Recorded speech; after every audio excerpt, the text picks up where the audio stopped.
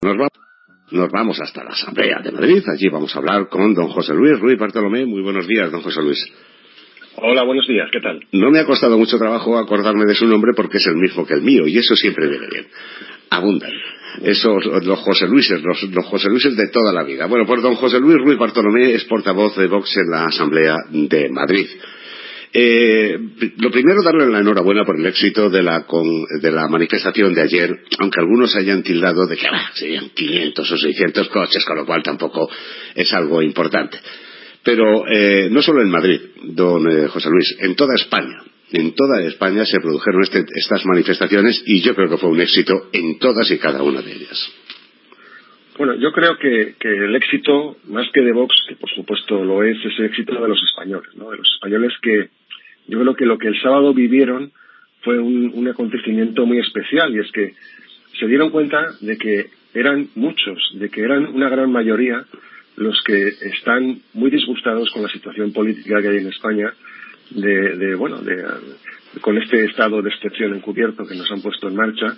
Y se dieron cuenta de que eran muchos y de que eran capaces de hacer grandes cosas. Y entonces yo creo que la grandeza o la bondad de Vox fue en este caso la capacidad de ser un vehículo para todos esos españoles que no solamente eran votantes de Vox, sino que había de todos los partidos y que, bueno, encontraron la manera de manifestarse, de dar salida a esa rabia contenida. Y además se hizo en un tono, como todo el mundo pudo ver, de total, en un ambiente, digamos, casi festivo, pero no hubo ningún tipo de incidente, no hubo quemas de contenedores, no hubo rotura de mobiliario urbano, como solemos ver con las manifestaciones de la izquierda. Y eso también es digno de mencionar y de agradecer. Y bueno, pues yo creo que todo el mundo está muy contento. Efectivamente, además no solamente fue en Madrid, fue una cosa que tuvo expansión por toda España, en algunas ciudades verdaderamente enorme, como caso de Sevilla, de Valencia, de Zaragoza, de Palma, de Mallorca. En otros sitios menos. Bueno, ya sabemos que siempre hay un poco de miedo en según qué zonas del país a que te señalen, ¿no? Pero bueno, en todo caso fue un éxito generalizado y el resto. A mí lo que me sorprendió fue cuando vi el titular que hacían los periódicos de izquierda, especialmente El País, que hablaban de que hemos contaminado mucho. Digo, bueno, pues si eso es todo lo que puedes decir, es que ha ido todo muy bien, ¿no? Ha ido todo fenomenal. Sí, bueno, hacía mucho sol, es lo que tiene. Una ambulancia, que fíjese usted que es lo que hay, que no podía pasar, y fíjese usted, es la noticia de la cadena SER más importante del día. Claro. Y uno dice, por el amor de Dios, bueno, pero eso es bueno, lo que usted dice es una buena señal. No solamente la manifestación, sino las caceroladas que se producen todos los días, no solo en Madrid, en todos los pueblos de España, y que están de alguna forma evidenciando la situación dramática por la que estamos atravesando en este país y que creo que es bueno que la gente se dé cuenta de que es así, porque lo que se nos viene encima es mucho peor de lo que han hecho ya. Si nos han mantenido presos durante 70 días, imagínese lo que va a repercutir eso con las decisiones que se están tomando. Y esa es mi pregunta. ¿Qué siente usted, que además ha trabajado ahí arriba y sabe cómo se vive allí en el País Vasco, en Navarra? ¿Qué siente usted cuando vio ese documento?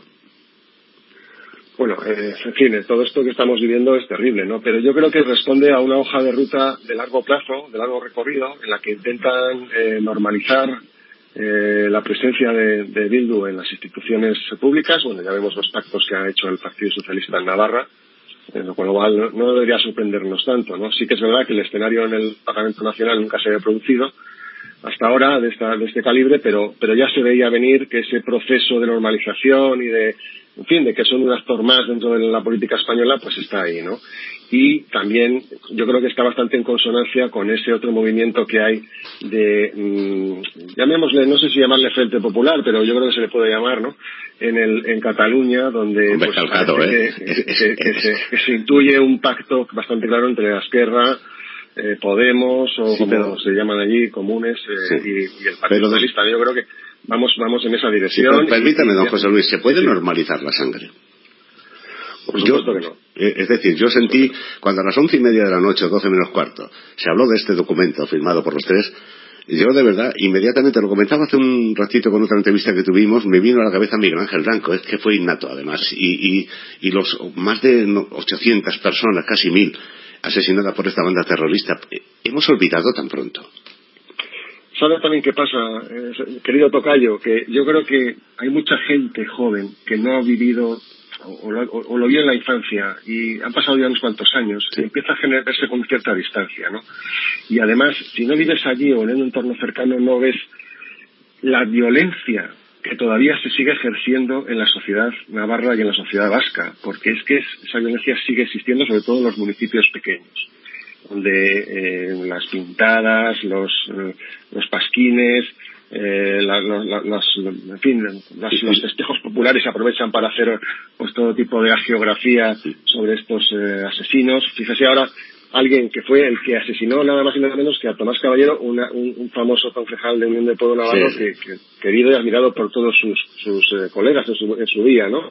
Y que ahora mismo están pidiendo la liberación del que lo mató. Claro. Que, en fin, es que no tienen ningún tipo de código moral esta gente, ¿no?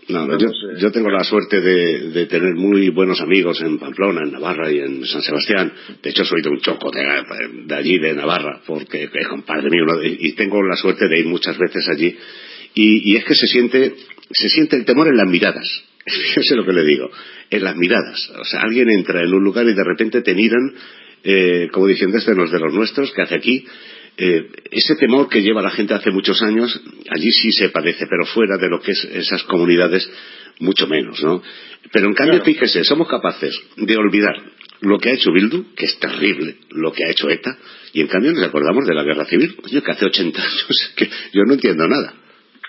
Bueno, aquí la memoria es selectiva, ¿no? Y de hecho no nos acordamos ni de no sabemos cuántos, si son 40 y tantos o 50.000 muertos que llevamos ya desde que empezó esta bueno, no nos acordamos, terrible. No, es que no nos lo dicen. Claro, es eso, ¿no? Cuando quieren ocultar una información, pues se ocupan en todos esos medios que han subvencionado a base de publicidad institucional, a base de subvención directa incluso, ¿no? Como esos 15 millones de euros, pues hoy mismo todas las portadas de la prensa, no sé si las ha visto, supongo que sí, porque es su trabajo, están todas llenas, portadas y contraportadas, con grandes anuncios del gobierno, que eso es una cantidad de dinero muy importante, ¿no?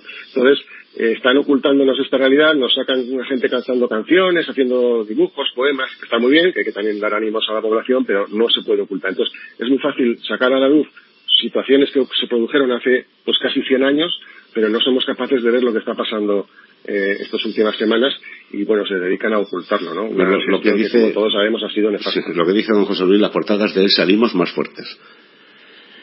Alucino. Sí, debe ser ellos con Bildu, los más fuertes. Sí. Los demás estamos todos pues bastante más débiles, con una economía destrozada, con unas expectativas al corto plazo pues muy malas.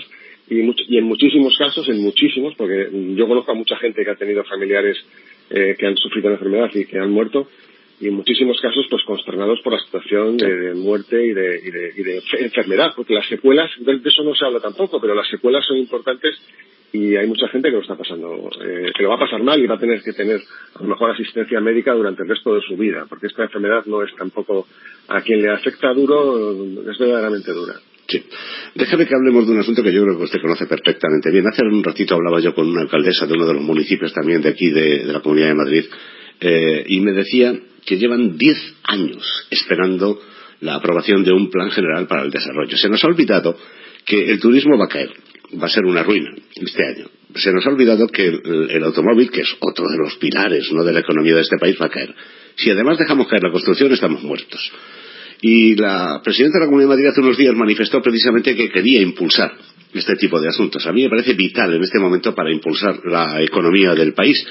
Pero no puede ser, don José Luis, que se tarde en la burocracia de este país 10 años en aprobar un plan general de un municipio. Bueno, es espantoso, ¿no? El asunto, el mundo del urbanismo, a mí me hace mucha gracia porque las izquierdas siempre van buscando como que el mundo del ladrillo. Sí, tiene un mal nombre. Son los malos, son los culpables, son los... Cuando realmente en la famosa crisis del año 2007-2008, la construcción y el ladrillo no fue el culpable, sino que fue la gran víctima. La gran víctima de un endeudamiento masivo y innecesario por parte del sistema financiero, que fue el que inundó de dinero fomentado por el mismo. Y que llevó al sector inmobiliario pues una explosión que no era la que el propio mercado hubiera generado por sí mismo, ¿no? Pero dicho lo cual, lleva usted razón en que efectivamente si el turismo y la hostelería representan a lo mejor alrededor de un 15% del PIB, si el mundo del automóvil estamos pues por encima también del 10%, que además, ya hemos oído alguna noticia de que algunas fábricas pretenden... Van a cerrar, se cambian de sitio. En España, que en fin, es terrible, ¿no? Pues si encima... claro, como usted dice, si encima pues también nos ponemos a decir que qué malo es el ladrillo, pues entonces estamos fatal. Mírenlo, si hay algo, en fin, dentro de todo este panorama desgraciado, si hay algo bueno que hemos tenido en esta ocasión, es que el sector inmobiliario estaba muy bien dimensionado estos últimos años, no hay un exceso de vivienda construida, no hay una burbuja en el mercado, está todo bastante... de hecho, quizás hay menos oferta de la que debería, pero también porque la prudencia del promotor y del inversor, después de lo que pasó, sufrió tanto que ahora ya se han tomado las cosas de otra manera. Sí, pero eso al final encarece el producto. Claro, y efectivamente hay una oportunidad extraordinaria en este momento para que ese sector sea además receptor de parte del desempleo que se pueda generar en otros sectores y sin necesidad de una cualificación muy importante. Exacto. Esta es la forma que podemos tener de que a lo mejor del sector de la hostelería, que pueda tener un descenso a lo mejor de un 15, de un 20% de empleos, porque con los nuevos requisitos no puedan a lo mejor cumplir, y esa gente pues pueda tener un hueco donde entrar. Es que puede ser un trasvase, ¿eh? Claro, y hay una cantidad de gente que podría venir y que yo creo que además la demanda todavía es una demanda sostenida y fuerte. Y además hay un ámbito muy importante que se abre ahora con el tema de la rehabilitación por todos los asuntos de sostenibilidad energética, que yo creo que nos lleva a que haya un campo muy importante de generación de PIB y de generación de empleo. Y efectivamente, la presidenta Díaz Ayuso anunció hace unos días esta modificación de la Ley del Suelo de la Comunidad de Madrid, modificación que nos han trasladado y que coincide, si no te digo al 100%, al 95% con lo que nosotros llevábamos en nuestro programa electoral en la campaña de las autonómicas, con lo cual pues estamos muy satisfechos de que también el Partido Popular pues asuma nuestra forma de entender el urbanismo como algo que no debe ser pues en fin. Mire, es que el urbanismo se corrompe, lo que se corrompe son las personas. Claro, si la decisión de que este terreno sea o no urbanizable va a depender de la decisión de un concejal o de un político, estamos fastidiados. Por eso hablamos nosotros de liberalizar, porque lo que no queremos es que haya arbitrariedad en la concesión de licencias y arbitrariedad en lo que es la distribución de ese juego, ¿no? Es decir, que sea un sistema muy previsible, predecible, con seguridad jurídica y donde los plazos sean razonables para la gestión normal de las cosas. ¿Sabe lo que pasó, don José Luis? Que uno conoce perfectamente esa situación, además, en la Comunidad de Madrid, que eran precisamente los responsables políticos los encargados de calificar, no calificar y de determinar qué tipo de cualificación. Es decir, muchos de los municipios del sur de la Comunidad de Madrid empleaban la expropiación. De esta manera, luego ellos adjudicaban a sus amigos y demás, o bajo comisiones, como es natural, incluso a empresas creadas por ellos mismos cuando salen de la política, y eso es lo que pervirtió realmente el sistema. Es decir, el que no entraba en el juego no se llevaba nada. O sea, hay concejales de urbanismo en la Comunidad de Madrid, de muchos grandes municipios, que pasaron a ser promotores inmobiliarios nada más aprobar el plan general. Eso es lo que realmente corrompió el sistema. No en sí la promoción. Si es particular, probablemente esto no hubiera pasado. Totalmente. O sea, además ha mencionado usted un tema muy importante y es el tema de la expropiación. La expropiación debe ser un formato absolutamente excepcional. Pero usted sabe que ha sido muy normal aquí. Claro. El formato, digamos, principal y el que sobre el que se debe vehiculizar toda la gestión urbanística es el formato de compensación, en la que sobre un perímetro que se establece todos los propietarios se ponen de acuerdo y cada uno en función del porcentaje de propiedad que tiene, pues luego se lleva la edificabilidad que le toque, pagando por supuesto al gobierno, o sea, a la administración local y autonómica los impuestos y las cesiones que correspondan. Pero la expropiación, como bien dice, es un fenómeno totalmente excepcional que solamente se debe hacer en casos en los que por alguna razón sea de extrema necesidad y la iniciativa privada no funcione. Pero esto le viene fenomenal, a lo que están ahora. No se puede hacer.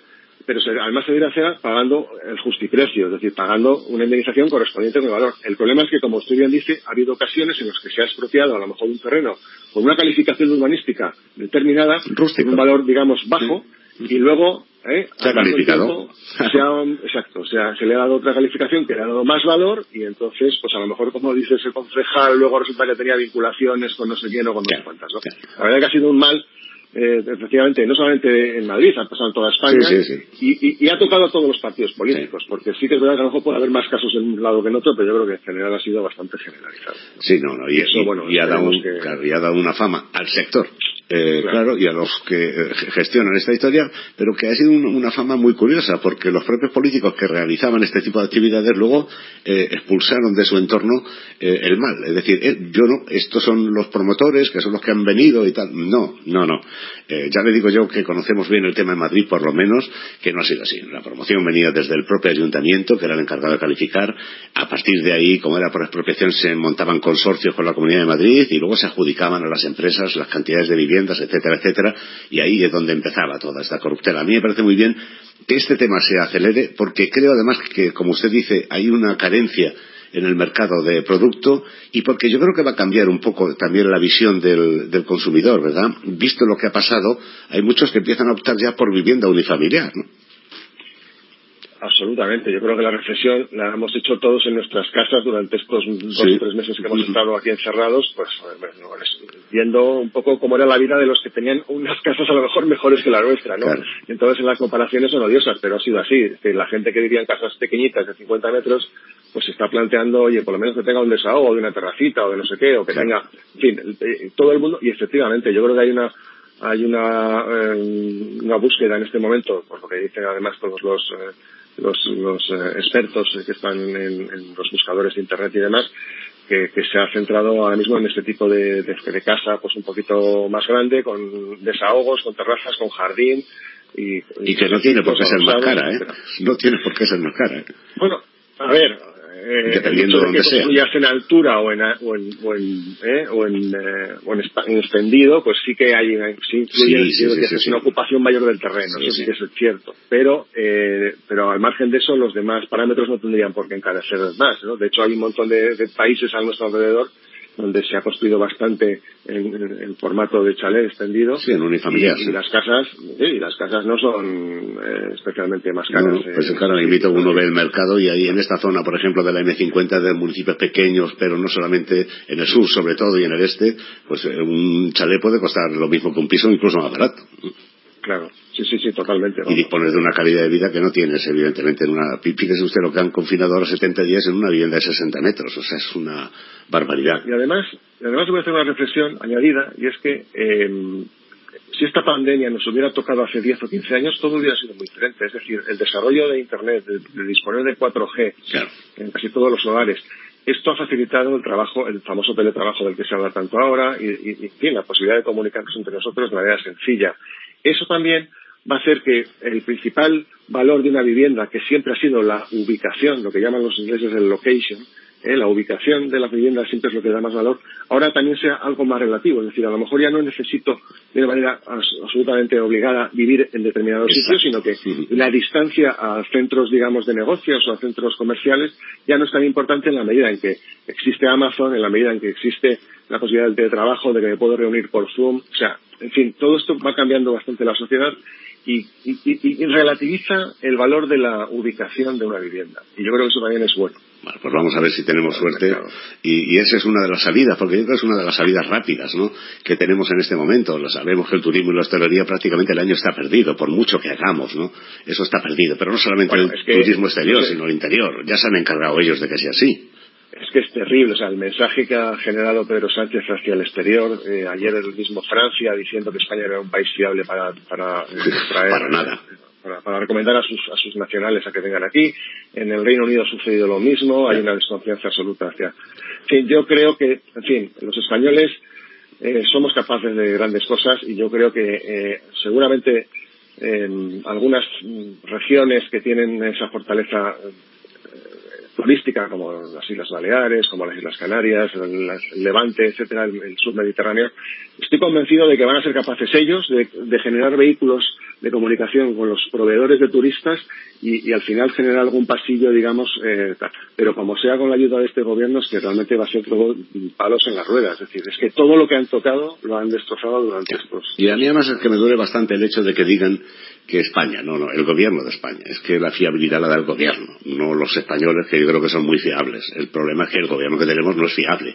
Puede cambiar de opinión en 10 minutos y tenés de ascuas. Hay municipios que pasaron a la fase 06 o no sé qué, que no se han enterado hasta el viernes de lo que tenían que hacer cuando ya se pasa a la fase 1. Claro, esta descoordinación y que es un auténtico desastre para todos. Si los propios alcaldes no saben lo que tienen que hacer, pues ya me lo dará. Bueno, no solamente eso, es que estamos en un momento en el que ayer mismo el presidente, en la conferencia que tuvo con los presidentes autonómicos, dijo que algunas de las comunidades autónomas podrían salir ya del estado de alarma, o sea, pasarse la 2, la 3, todas las fases las que han creado, y salir ya en unos días, ¿no? Es decir, es que yo apuesto por cuáles son. Sí, yo también, claro. Claro, porque al final es mentira que haya criterios sanitarios, es mentira que haya criterios económicos. El único criterio que hay es político. Claro. El criterio es el de supervivencia de este gobierno que busca la permanencia por sí misma, como un fin en sí mismo. Y esto es verdaderamente terrible. Entonces está dispuesto a vender España a trozos, no le importa. Es decir, simplemente por mantenerse ahí como un especie de caudillo, que le llaman fraudillo en las redes, ¿no? En las redes sociales. Es que es normal, es que al final lo va a tener un poco viendo lo que va pasando y es terrible, ¿no? Bueno, para terminar, don José Luis, no le quiero entretener mucho más. La Comunidad de Madrid, que es algo que también nos preocupa muchísimo, la estabilidad del gobierno. En este momento el gobierno con Ciudadanos ha sufrido también algún que otro bache, y algunos piensan que incluso llegaron a pensar que se podía haber producido una moción de censura tras las declaraciones de Más Madrid. Yo dije, hombre, también puede convocar elecciones la presidenta cuando le venga en gana. Ya ha transcurrido un año, va a transcurrir un año ya mismo, con lo cual podría dar ese paso. Yo no sé si usted es conocedor de este asunto y qué opinión le merece. Yo, en fin, le puedo decir una cosa, y es que ya lo dijo hace un par de semanas Rocío Monasterio, los 12 diputados de Vox en la Asamblea de Madrid estamos en este momento a total disposición, servicio y apoyo del gobierno de la Comunidad de Madrid presidido por Isabel Díaz Ayuso. Es decir, eso sabemos cuál es el momento de crisis de gravedad en este momento y hay que saber dónde hay que estar en cada momento. Y en este momento lo tenemos clarísimo. Ese apoyo es indudable en estas circunstancias. Sin embargo, es verdad que estamos preocupados por la posición de Ciudadanos, y en especial de Ignacio Aguado al respecto. Se han podido constatar que se han producido algunas deslealtades, ¿no? Este famoso asunto del contrato de roommate que se publica, que luego se despublica, que sale precisamente de la consejería que está más cuestionada por cómo ha actuado estos meses, que es la de Asuntos Sociales, en manos de una persona de la confianza de Ignacio Aguado, y que además tuvo la desfachatez de decir que él no había tomado medidas antes porque le daba miedo lo que dijese la opinión pública. Es decir, una situación que realmente no genera confianza. Y luego, esa cantinela permanente de Aguado con que hay que llegar a un acuerdo con el Partido Socialista, y ese intentar no perder protagonismo, intentar salir en la foto y pelear con Isabel Díaz Ayuso sobre quién sale más en los telediarios o en las fotos de los periódicos. Yo creo que ha iniciado un camino bastante equivocado y creo que además, también lo están haciendo a nivel nacional, ¿no? Ese camino equivocado. No sé lo que va a pasar. Nosotros sí le puedo decir es que vamos a apoyar al gobierno, eso que quede claro, que lo tengan claro los madrileños. Pues don José Luis Ruiz Bartolomé, ha sido un honor contar con usted. Volveremos a hablar seguramente porque el tema del urbanismo nos interesa muchísimo, nos parece que es algo vital y porque usted es un experto en la materia también. Pues perfecto, muchísimas gracias, me tienen a su disposición y el placer ha sido mío el de estar con ustedes compartiendo este rato. Pues muchísimas gracias, don José Luis, buenos días. Muy bien.